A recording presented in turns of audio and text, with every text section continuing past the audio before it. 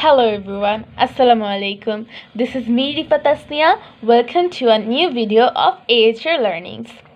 In my previous video, I have talked with you about the sources of water, why do plants and animals need water, and the tests of water from class 5 science chapter 3.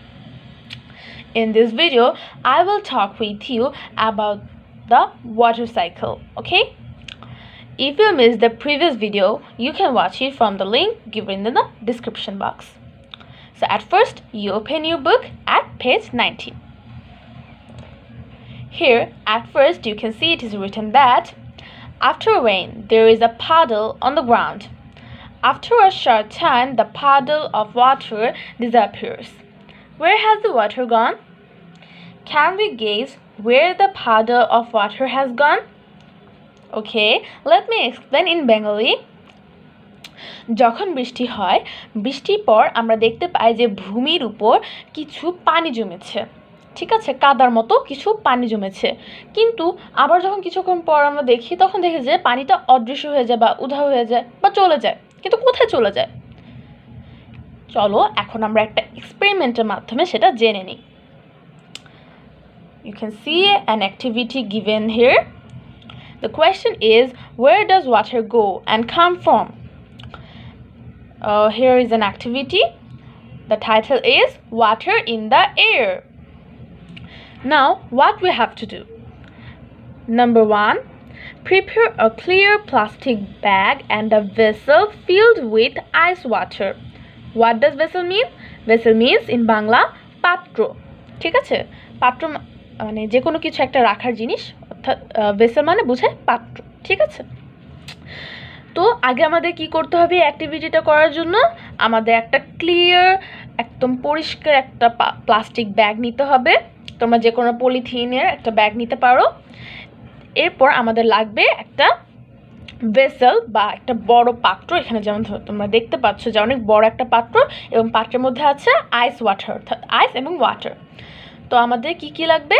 Clear plastic bag, একটা vessel যেখানে থাকবে ice water. Okay, now number 2, make a chart like the one shown below. Here we can see a chart. You will draw or make such a chart in your exercise book. Number 3, catch the air with a clear plastic bag and tie the bag closed tightly.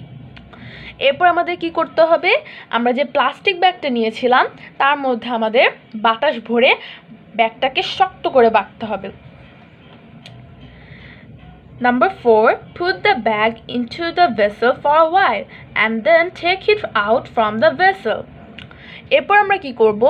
সেই যে বাতাস ভর্তি plastic ব্যাগটা থাকবে সেটা আমরা ভেসেলের মধ্যে রাখবো কিছুক্ষণের জন্য এবং দেন আমরা ব্যাগটা উঠিয়ে নিব.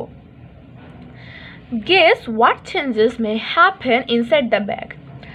তো যখন আমরা ব্যাগটাকে ভেসেলের মধ্যে রাখবো এবং তারপর আবার উঠিয়ে নিব, তোমরা একটু গেস করো তো ব্যাগের মধ্যে কি ধরনের চেঞ্জ হতে পারে বা আদৌ কোনো চেঞ্জ হবে কি না? Observe the inner side of the bag and sketch your observation in the chart. তো তারপর আমরা কি করব? ব্যাগের যে গিটটা আমরা দিয়েছিলাম সেটা খুলে ব্যাগের যে ইনার সাইডটা সেটা আমরা অবজার্ভ করব যে ব্যাগের ইনার সাইডটা কীরকম হয়ে আছে এবং সেই অবজারভেশনটা আমরা এই চার্টে স্কেচ করব. And finally, share your ideas with your classmates. So, then আমরা আমাদের এই আইডিয়াটা আমাদের ক্লাসমেটের সাথে শেয়ার করব. তো চলো আমরা আমাদের এই অ্যাক্টিভিটির সামারিটা জেনে নিই. ওকে, তো যখন আমরা এই বাতাস ভর্তি ব্যাগটা ভেসেলের মধ্যে রাখবো তখন কি হবে? তখন যেহেতু ব্যাগের মধ্যে বাতাস আছে, আমি কিন্তু লাস্ট ক্লাসে বলেছিলাম যে যখন বাতাস কোনো ঠান্ডা বস্তুর সংস্পর্শে আসে, বাতাসে থাকা যেই জলীয় বাষ্প বা ওয়াটার ভেপরটা থাকে সেটা কিন্তু তখন ছোট ছোট টাইনি ওয়াটার ড্রপলেটে কনভার্ট হয়ে যায়. দেখো ব্যাগের মধ্যে কিন্তু অলরেডি এয়ার আছে, আর এই যে আইস ওয়াটার ভর্তি ভেসেলটা এটা কিন্তু ঠান্ডা, তাই না? এটা সারফেসটা ঠান্ডা. তো যখন আমরা ব্যাগটা এই ভেসেলের মধ্যে রাখবো তখন কি হবে? এই ব্যাগের মধ্যে থাকা যে এয়ারটা সেটা কিন্তু এই আইস ওয়াটারের যে ঠান্ডা সারফেস সেটা সংস্পর্শে আসবে এবং কি হবে, ব্যাগের মধ্যে যে ওয়াটার ভেপর থাকবে সেটা কিন্তু ওয়াটার ড্রপলেটে কনভার্ট হয়ে যাবে। তো যখন আমরা ব্যাগটাকে ভেসেলের মধ্যে রাখবো তখন আমরা দেখব যে মানে ব্যাগটার গিট খোলার পর আমরা দেখতে পাবো যে ব্যাগের ভিতরে কি ছোট ছোট ওয়াটার ড্রপলেট জমে আছে। So now let's move to the next page. Here is given the summary. Let's read it. We have already known from the experiment that air has water vapor. Water from the Earth's surface mostly evaporates due to the heat of the sun and gets into the air. This means that the water changes its state from liquid to water vapor. Okay, what does it mean? আমরা এতক্ষণ যে অ্যাক্টিভিটিটা করলাম সেখান থেকে কিন্তু আমরা clearly বুঝতে পারছি যে এয়ারে কি ওয়াটার ভেপর থাকে। ওয়াটার ভেপর হচ্ছে ওয়াটারের গ্যাসিয়াস স্টেট। তো আমরা সেক্ষেত্রে বলতেই পারি যে বায়ুতেও কি পানি থাকে, সেটা কি স্টেটে থাকে, গ্যাসিয়াস স্টেটে বা বায়ু গ্যাসিয়াস স্টেটে থাকে। ওকে, water from our surface mostly evaporates due to the heat of the sun and get into the air. তো কি হয়, আমাদের পৃথিবীতে যে পানিটা রয়েছে সেটা সূর্যের তাপে ইভাপোরেট হয়ে যায়, অর্থাৎ ইভাপোরেশন প্রসেসের মাধ্যমে সে লিকুইড ওয়াটারটা ওয়াটার ভেপরে কনভার্ট হয়ে যায়। ইভাপোরেশন প্রসেসটা কি, যখন লিকুইড ওয়াটার ভেপরে হিটিং প্রসেসের মাধ্যমে কনভার্ট হয়ে যায় সেটা কি আমরা ইভাপোরেশন প্রসেস বলে থাকি। তো এই ইভাপোরেশন প্রসেসের মাধ্যমে আমাদের আর্থ সারফেসে যে ওয়াটার রয়েছে সেটা সানের যে হিট তার মাধ্যমে ওয়াটার ভেপরে কনভার্ট হয়ে যায় এবং সেটা তখন কি হয়, এয়ারে চলে আসে। হ্যাঁ, this means that the water changes its state from liquid to water vapour. এর মানে বোঝাচ্ছে যে এই লিকুইড ওয়াটারটা কি হলো, ইভাপোরেশন প্রসেসের মাধ্যমে তার স্টেটটা চেঞ্জ করলো, কি থেকে, লিকুইড ওয়াটার থেকে ওয়াটার ভেপরে তার স্টেটটা চেঞ্জ করলো। The way that water moves all around the earth as it changes its state is called the water cycle. State of water is always changing through this cycle. Water in oceans and rivers evaporates and becomes water vapor. As water vapor rises in the air, it cools and condenses into tiny water droplets. These tiny droplets accumulate and form clouds.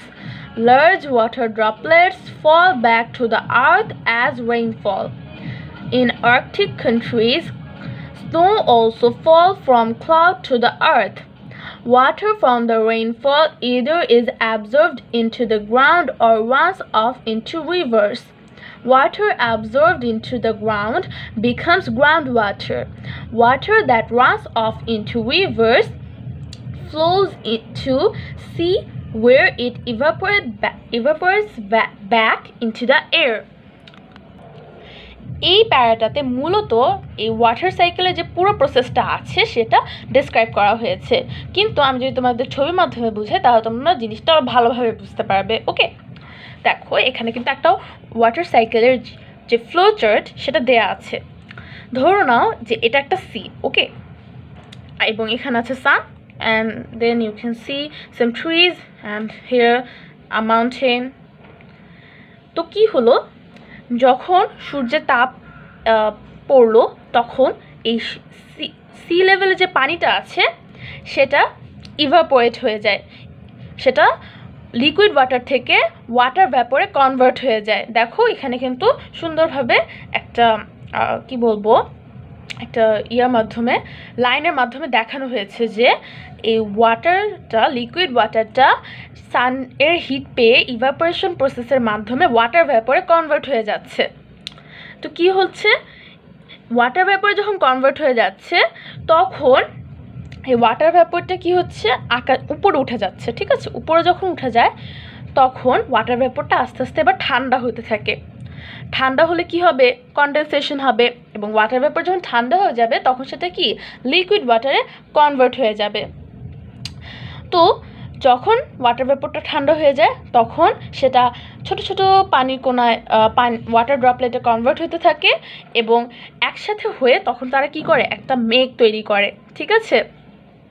যখন আস্তে আস্তে প্রচুর water droplet জমা হয়ে যায় তখন কিন্তু কি মেঘ সেটা আর ধরে রাখতে পারে না এবং তার ফলে কি হয় তখন রেইনফল হয়, ঠিক আছে। এবং আর্কটিক যে কান্ট্রিজগুলো রয়েছে অর্থাৎ উত্তর মেরুর যে দেশগুলো রয়েছে সেসব দেশে কিন্তু এই মেঘ থেকে আবার তুষারপাতও হয়, ঠিক আছে। তো যখন রেইনফল হয় তখন কি হয়, সেই রেইনফলে কিছু পানি সমুদ্রে পড়ে, নদীতে পড়ে, আর কিছু পানি কি গ্রাউন্ডে পড়ে। তো গ্রাউন্ডে যে পানিগুলো পড়ে সেগুলো কি গ্রাউন্ডে অ্যাবজর্বড হয়ে যায়, তখন সেটা কি মাটির নিচে গ্রাউন্ড ওয়াটার হিসেবে জমা হয়ে থাকে। আবার সেই গ্রাউন্ড ওয়াটারটা তখন আমরা টিউবওয়েল, ওয়েল এগুলো থেকে পেয়ে থাকি, ঠিক আছে। তো একটু আগে যে আমাদের যে কোয়েশ্চেনটা ছিল যে বৃষ্টির পর যখন ভূমিতে পানি জমে তখন সে পানিটা কোথায় যায়, সেই পানিটা তখন কি হয়ে যায় গ্রাউন্ডে অ্যাবজর্ব হয়ে যায়। এর জন্য তো আমরা কিছুক্ষণ পর দেখি কি পানিটা উধাও হয়ে গিয়েছে বা নেই, এটা কি গ্রাউন্ডে অ্যাবজর্বড হয়ে গিয়েছে, এটাই বোঝানো হয়েছে। আর আরেকটা কথা সেটা হচ্ছে যেই পানিটুকু মানে বৃষ্টির যে পানিটুকু সমুদ্রে গিয়ে পড়ে সেটা কিন্তু আবার এই ওয়াটার সাইকেল প্রসেসের মাধ্যমে রেইনফল হয়ে আবার ঝরে পড়ে, তাই না। যেমন ধরো এখান থেকে রেইনফল হলো, রেইনফলের কিছুটা পানি সিতে গিয়ে পড়লো, আবার এই সিয়ের পানিটা আবার ইভাপোরেট হয়ে ওয়াটার ভ্যাপরে কনভার্ট হয়ে যাবে, সেখান থেকে ওয়াটার ভ্যাপরগুলো কনডেনসেশন প্রসেসের মাধ্যমে টাইনি ওয়াটার ড্রপলেটে কনভার্ট হয়ে দেন আবার কিন্তু রেইনফলটা হবে। সো এইভাবে কিন্তু এই ওয়াটার সাইকেলের প্রসেসটা চলছে, ওকে।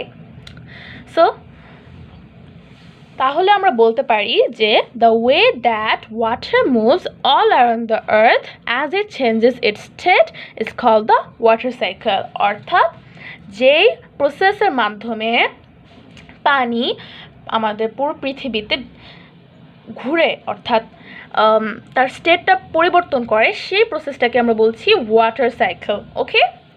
So today mainly we discussed about the water cycle, how does it happen, and also we have learned about the cause of rainfall, why does rain fall. So I hope you have understood the process of the water cycle, but if you still have any question about this topic you can ask me your question in the comment section. I will try my best to answer your question. So that's all for today. Thank you so much for watching this video. Bye bye. Allah Hafiz. Assalamu alaikum.